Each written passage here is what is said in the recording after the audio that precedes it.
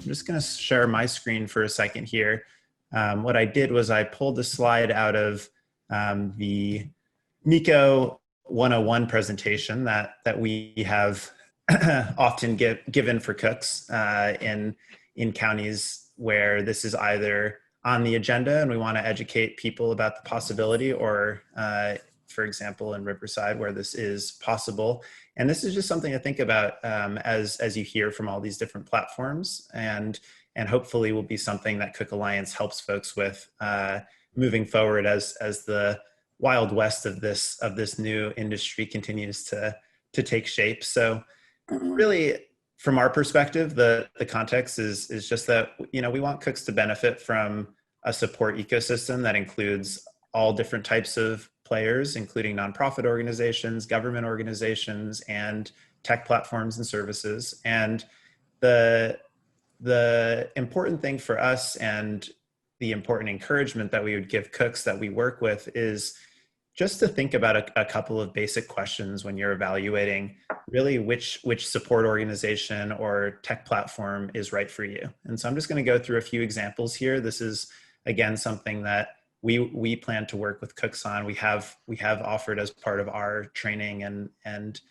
cook support services, and something that you can just have in the back of your head as you're hearing from these different platforms, and as you hear from the many that are sure to come in the future. So first question for us is just, does this program, whether it's a tech platform or it's a nonprofit organization that works with cooks, how does it align with your goals? You know, so if you're a stay-at-home parent, you know, you should think about, do you really want to be offering dine-in if that's the model of one organization's programs, or do you want to offer takeout or delivery? Do you really care about the customer relationship and getting to know your community? So just thinking about going in before you are sort of seeing like, oh, this is how it works with this particular platform or this particular organization. Just do a little bit of individual soul searching to say, like, you know, blank slate, blank page. What do I want and what do I care about?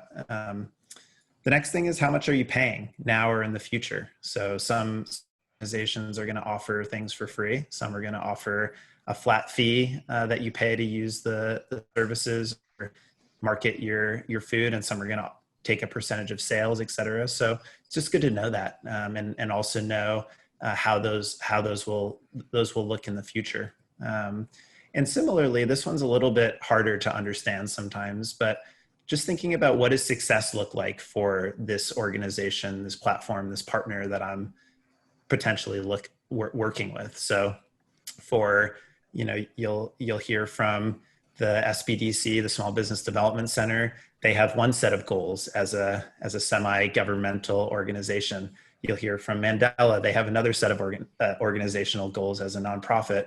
If you're working with a company, they have usually a mandate to profit, and none of these goals are wrong, but it's worth thinking about, what does success look like for this partner, and as a result, what are their incentives in pushing me to do certain things or not do certain things as a cook.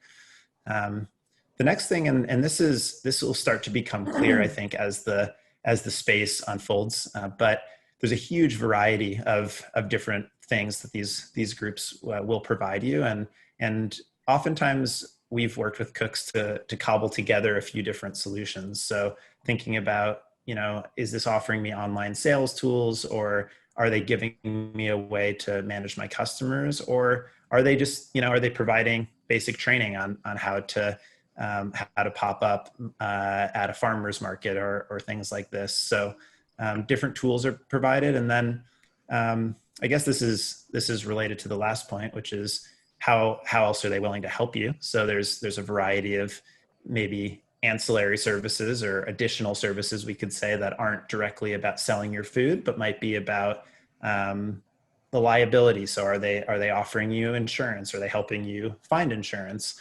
Maybe they are linking you up to microloans or legal support, or helping you with your permit process. So there's a huge range of the things that can be offered, and can be offered at different prices. And it's sort of worth thinking about, you know, is this just checking one of the boxes for me, or is this checking many of the boxes of my needs. And lastly, this is a question, as has been the topic of our whole convening over the last 2 days. This isn't broadly legal yet, and we all know that as folks that have worked in and around the informal food economy. But it's important to just know, are these different groups playing by the rules, quote unquote? And more importantly to us, that means, are they giving you clear information? So, we all know that there's different risks associated with different types of work in this world. And, it's important that people are forthright. It's one thing to say we support you whether or not you're working in the informal food world or in the formal professional one, and it's another thing to just not be willing to have a conversation about legality or whether or not there are actual risks to your behavior as a cook, because ultimately, you're the one who's cooking, and you're the one who's going to be bearing the liability as well as the rewards of doing whatever you choose to do. And so it's kind of overall, and this is the end of my little spiel before we hear everyone, but think about it a little bit like dating.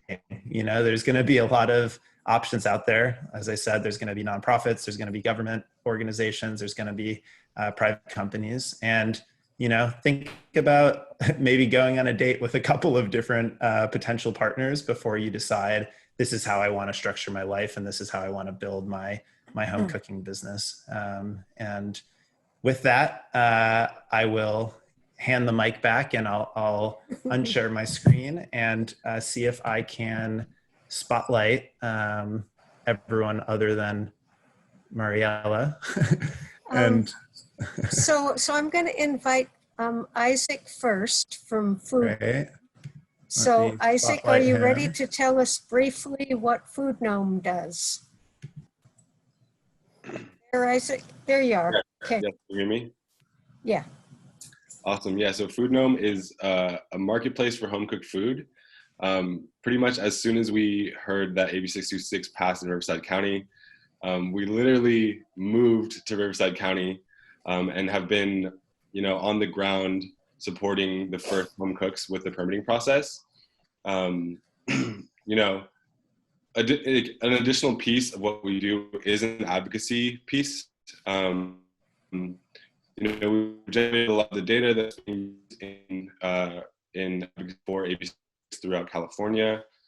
We actually created a petition, I think that has something like 1,200 signatures across the state of California on our website. And over the span of the last year and some change, I've seen lives changed by this program in ways that are really difficult to imagine or explain. I've gotten to eat an incredible array of home cooked food, obviously one of the ultimate perks of this gig.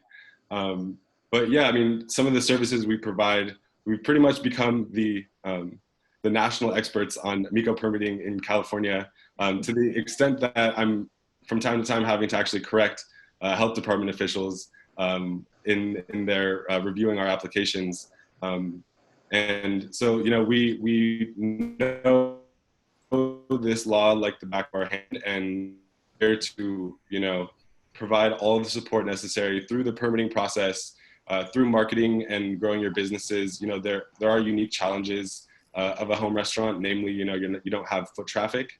And so building a strong digital is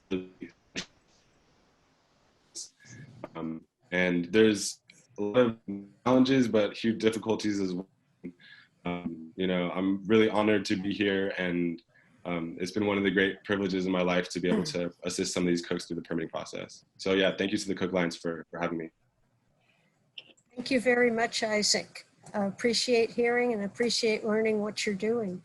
Next, we will hear from Eli. Are you here, Eli Silverman? I'm here. Hey. Hi, Penny. There you are. Yeah, cool. Hi. Hey, everyone. So first of all, thank you so much for including me in this conversation. I'm very much invested in the informal and independent food community. I lived in New Orleans for 10 years, where I helped as a cook, start a couple restaurants. So I have back of house, front of house, and consulting experience. And this is a community that's very near and dear to my heart. And I started a project. I started a startup called Resto a few years ago, which is a website builder that's just for restaurants. It's really all about making the workflow for menu management and website management really, really easy. And when the quarantine hit, I found myself with a lot more time because some of my sales was tied directly to the crashing food restaurant business and industry. And so I created Minimart, which is a way for informal food businesses to sell online.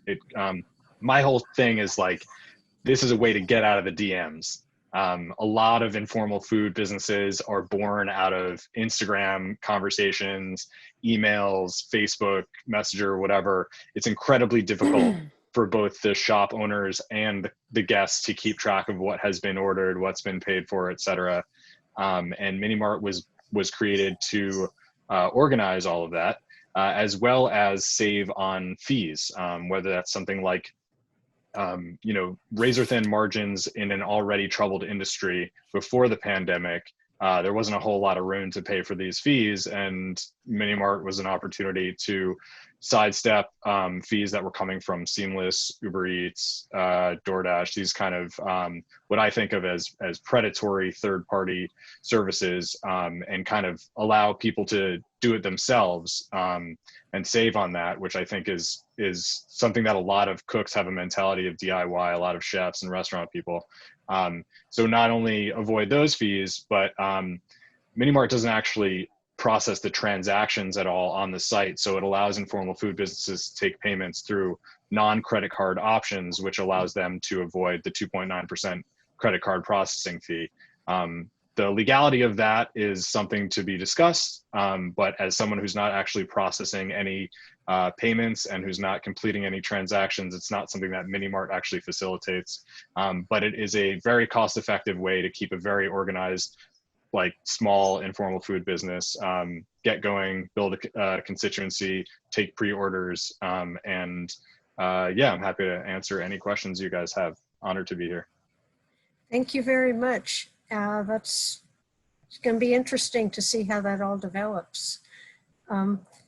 Next, we will hear from Tim Morrell, who is Director of Solano Small Business Development Center. Are you here, Tim?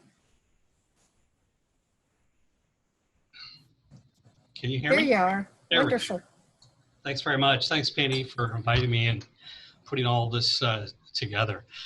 So, as Penny said, I'm the director of the Solano County Small Business Development Center. And if you're not familiar with what we do, there's SBDCs all over the country, about 1,000 of us. Usually there's one per county. And, our focus to the great questions that Matt provided at the beginning of this session, you ask about, understanding what the goal is of the organizations that you might, work with or partner with. Ours is real simple. Our focus is to help small businesses in our county to grow and to start and to get off on the right foot. So that's our focus. And I had worked with so many clients who wanted to start a restaurant or a food truck that just did not have the financial wherewithal to do that. It's very expensive. And so when I heard about Mako, I just said, that's something we want to support and do everything we can to help folks understand what the program is, how to get started, how to be successful with it. So we just in Solano, Mako was approved by the Board of Supervisors back in February, right before the restrictions came on, unfortunately.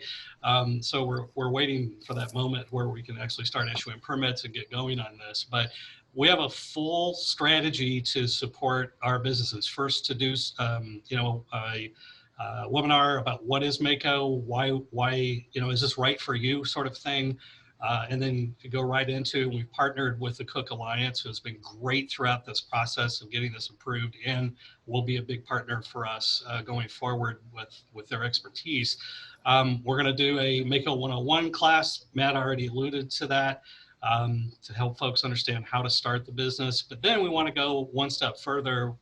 We have a team of 15 business advisors who will be able to work with each person that wants to start Mako business to help them with their business plan and financial planning and marketing. How do you get the word out?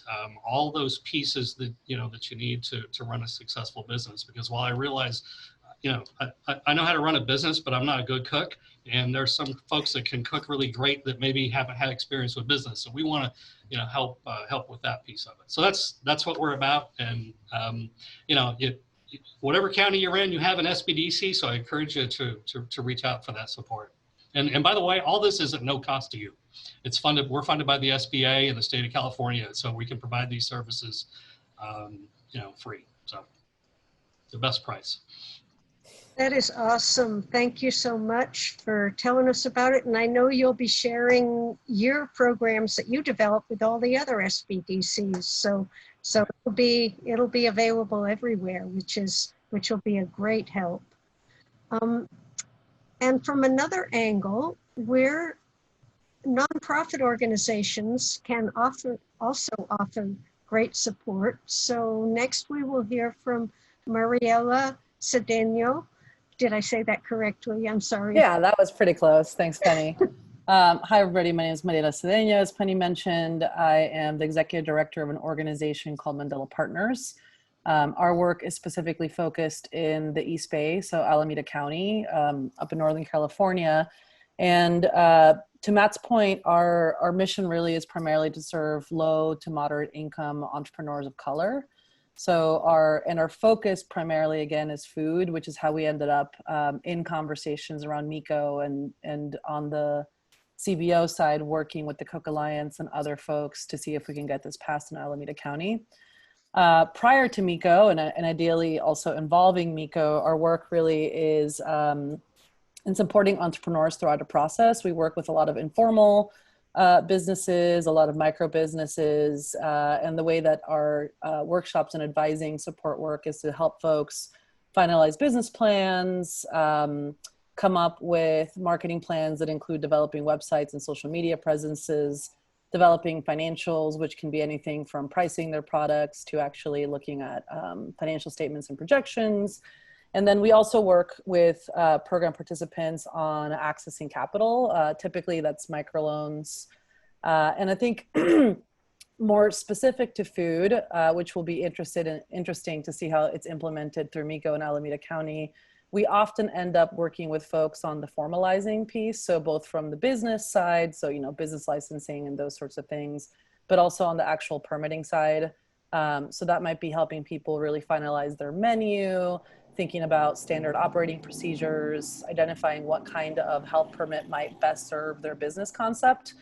And, just as a predecessor to Miko, I think we saw ourselves in an interesting position when the cottage food law passed in California, and really ensuring that there were community-based organizations that were holding the environmental health department accountable to making sure that those permits were accessible, and also often with program participants helping navigate, what feedback they might have gotten in an inspection. So, for us, our goal really is to create economically secure neighborhoods, and Miko is a great, especially now with COVID, is a great bridge to that, with the hope that folks can, generate income in food ways that they understand and skill sets that they often have, with that additional support around the business side of things. So yeah, I'm excited to be here and happy to answer any questions. Thank you very much. I really appreciate the work you guys are doing. I would like to speak to some potential work. Can you put the spotlight on me perhaps, Matt, for a sec? Yeah, you're spotlighted. I'm maybe not, but it doesn't matter. The Sustainable Agriculture Research and Education Program that I work for has been talking a little bit with the Riverside County cooks And we understand that it would be real useful to the counties, to other counties, to other people involved in bringing MECOS into other counties to know more details of how it's working for the cooks and what kind of complaints they've had, what kind of challenges they've had, and all that various data that could be, if we collect it systematically from Riverside, it could be very useful to everybody else. And so there are some researchers at UC Davis and in UC Cooperative Extension that are interested in perhaps moving forward in whatever research might be needed for the community, and also in learning where UC Cooperative Extension advisors, nutrition advisors, and perhaps a master food preserver program is considering on getting into some education for people who want to set up their businesses. So we are very interested in, through UC, talking with others about what might be needed that's not duplicated by SBDC and nonprofits locally, or how you see cooperative extension and ANR might be helpful to this. So we're looking to get involved wherever it might be useful, and we might be asking you more about this soon. So now we're open for questions. Are there any questions for the group? Has anybody got any questions that they would like to put to the to any of the service providers?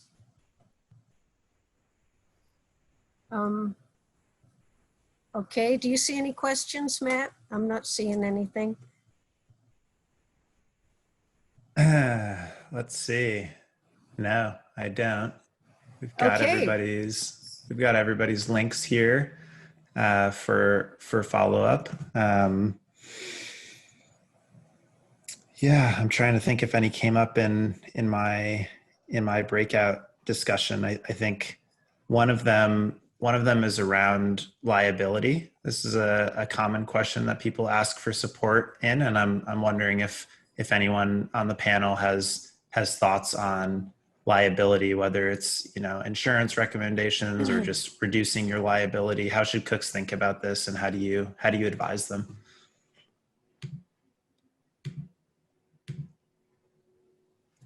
Cool. Yeah.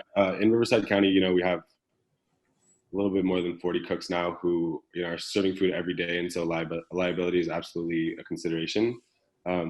Before we got to Riverside County, and initially it was actually difficult to find an insurance company that would insure home cooked food sales, because this has never happened before as like a formalized legal business.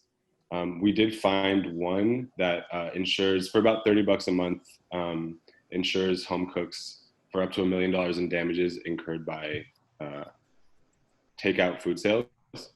And that seems to be working really well for our cooks.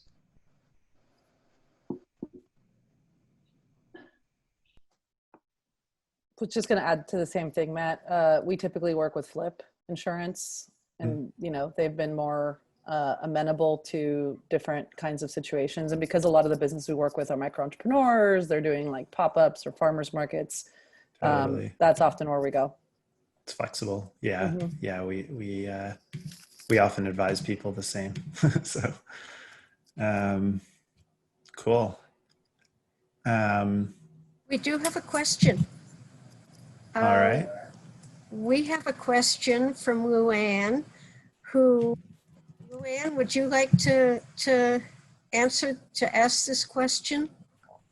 Do you need to, let's see if we,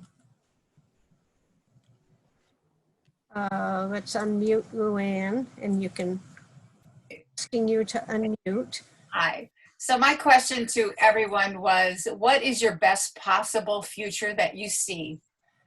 Let's say a year or two from now for MECOS. And then this other visionary question I have, like someday when I drive to Joshua Tree, will I be able to see on my phone, just by GPS, all the available home restaurants? do you perceive that as being something that could happen in the future? Will this become like somewhat institutionalized within communities? That was my question. What's your future? What do you see? What's your dream? But I'll start. I mean, a year from now in our county, I'd love to see 30 or 40 Mako businesses go, and that's a lot. But I think the market need is there, and I think there's probably enough interested folks that we can achieve that.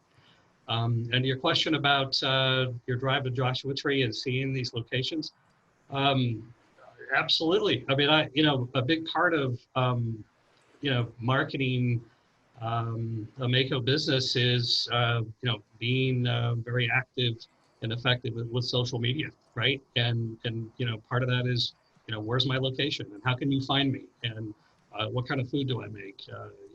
All of those pieces to help you find your target, whoever your target customer is. I think I would piggyback on the second part of that response, which is just that, if there isn't, unfortunately or fortunately, depending on how you look at it, we live in a capitalist society in which any revenue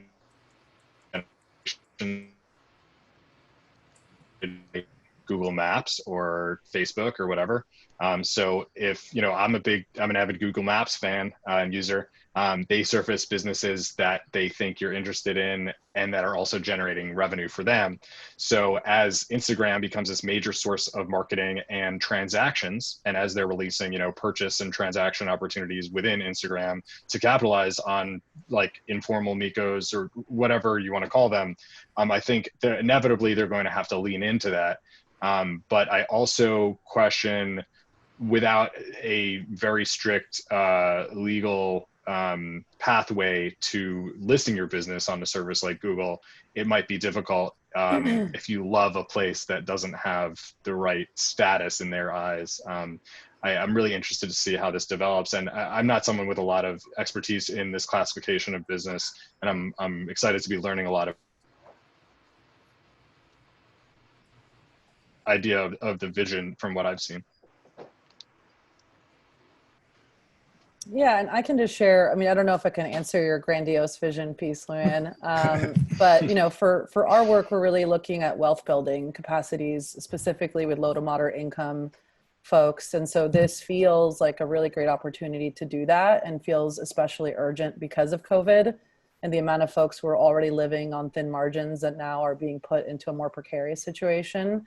So, I think in the grander vision of Mandela, we want folks to live, be able to have the capacity to have good quality of life. And Miko is a part of that, the same way that we see food businesses and entrepreneurship generally as a part of that. So, my hope is that this passes quickly.